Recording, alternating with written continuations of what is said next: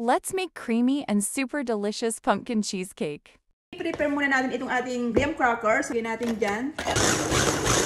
So, ilalagay natin dito sa ating maliit na bowl. Kailangan po natin ng cinnamon. Yan. Kailangan po natin ng sugar. I-mix natin. Unsalted butter. And then we're gonna mix it. Looks moistened na siya. And ita-transfer natin ito sa ating springform pan. Ipa-flatten natin to. Bake natin ito sa ating preheated oven na 350 Fahrenheit at least 8 minutes. Okay? So, kailangan natin ng cream cheese. 3 boxes of cream cheese yung kailangan natin. Tapos, dapat naka-room temperature siya.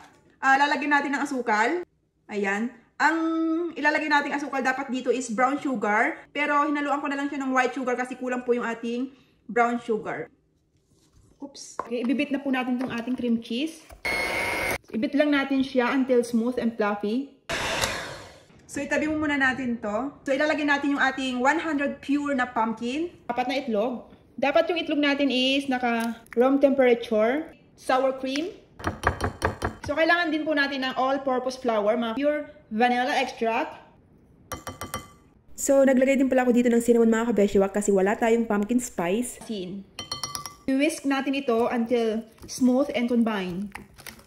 So, ngayon naman, ilalagay na natin itong ating pumpkin mixture dito sa ating cream cheese mixture. I-whisk natin ito.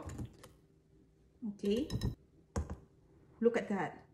Whoa. So, itatap natin ito ng several times para ma-release yung bubbles niya. At syempre mga kabeshiwak, ibibake natin to at 325 degrees Fahrenheit for about 50 to 60 minutes. And then maglalagay tayo ng mainit na tubig dito sa kabilang pan kasi makakatulong ito sa ating cheesecake para hindi siya mag-crack.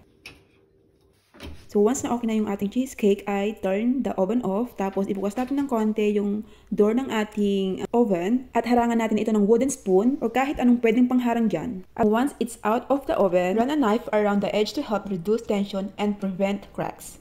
At once na malamig na ito, cover with a plastic wrap at ilagay natin sa ref for at least 4 na oras or you can do it overnight.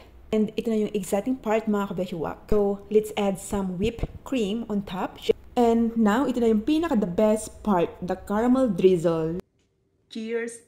Happy Thanksgiving! Oh my goodness, super sarap!